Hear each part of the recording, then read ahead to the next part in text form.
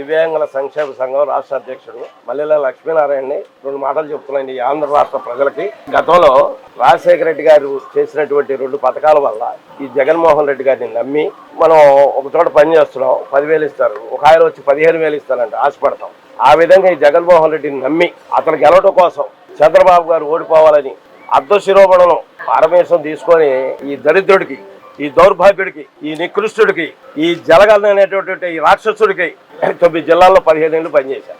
కూడు కుమ్మం లేకపోయినా ప్లాట్ఫారం లేదు పడుకొని ఎందుకోసం చేశామంటే మల్లెల అనేవాడు ఏ రోజులో కూడా పదవుల కోసం డబ్బు కోసం పనిచేయడు. మీ అందరికి కూడా తెలుసమ్మా. మేము ఏనాడు కూడా నాకు ఒక పని చేయమని నేను అడిగినవాడిని కాదు.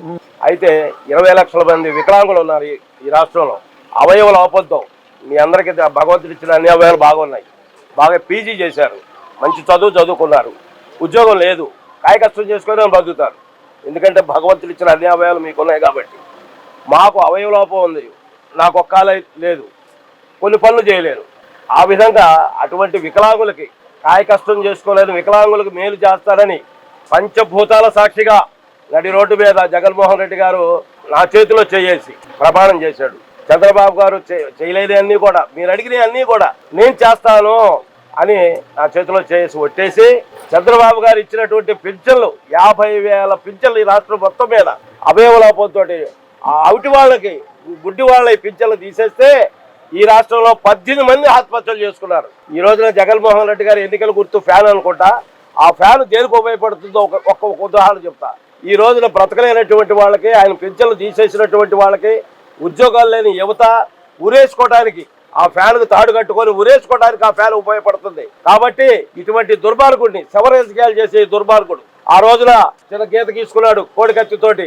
ఆ అబ్బాయిని 5.5 సంవత్సరాలు జైల్లో పడేశారు. అన్యాయంగా రక్తంతో మొదలుపెట్టాడు. అది చాలదు అనుకొని సొంత బాబాయినే రాజకీయ కోసం ఏమైనా చేస్తాడనేది ఈ జగన్మోహన్ రెడ్డి చూసిన తర్వాత అర్థమవుతుంది.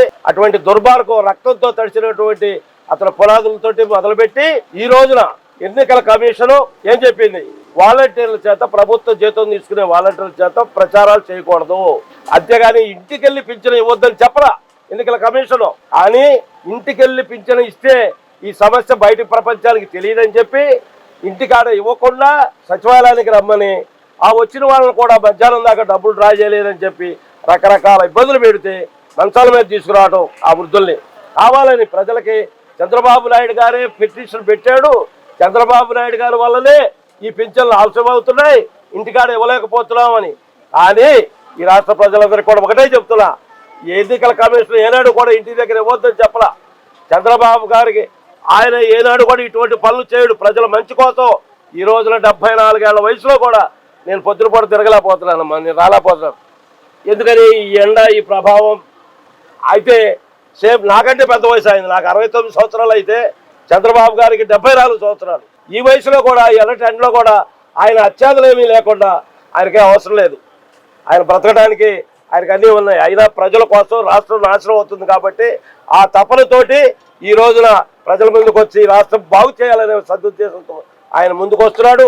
అటువంటి చంద్రబాబు నాయుడు గారు ఏనాడు కూడా ప్రజలను ఇబ్బంది పెట్టరు అని చెప్పేసి మీ అందరికీ తెలియజేస్తూ, ఈ యొక్క జగన్మోహన్ రెడ్డి చేసే శవ రాజకీయాలని ప్రజలందరూ అర్థం చేసుకోవాలని, ఆ తర్వాత ఇప్పుడు ఈ 3 నెలల పెన్షన్ కూడా 4,000 రూపాయలు రేపు పొద్దున చంద్రబాబు నాయుడు గారు ఇవ్వటం, పెన్షన్ 1,000 రూపాయలు పెంచడం, రేపు ఆయన గెలిచిన తర్వాత మొదటి నెల అందరూ కూడా 7,000 రూపాయలు పెన్షన్ తీసుకునేటటువంటి అవకాశం వచ్చింది.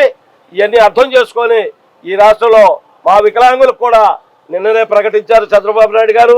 మాకు వచ్చే 3,000 పెన్షన్ని 6,000గా చేశారు. మేము అడిగాం, మా యొక్క ఇబ్బందులు ఉన్నాయి, మామూలు వాళ్ళకి మీరు 4,000 ఇస్తున్నారు, కానీ మాకు కొంచెం ఎక్కువ ఇవ్వండి, మేము పని పాట చేసుకోలేని వాళ్ళం అని చెప్పి అడిగాం.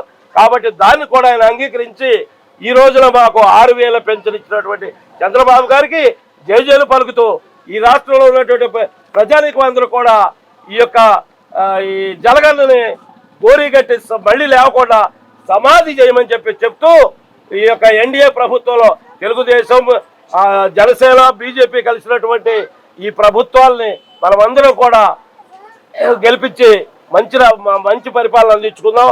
మన యొక్క యువతని భవిష్యత్తును కాపాడుకుందాం.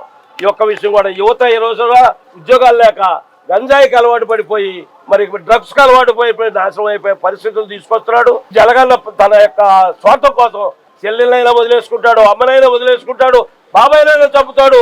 ఈ ఎన్నికలు అయ్యే లోపల ఇంకా ఎన్ని సవాళ్ళని మనం చూడాల్సి వస్తుందో బాగా అర్థం చేసుకొని మన చంద్రబాబు గారిని మళ్ళీ ముఖ్యమంత్రి చేసుకుందాం. జై చంద్రబాబు, జై జై చంద్రబాబు.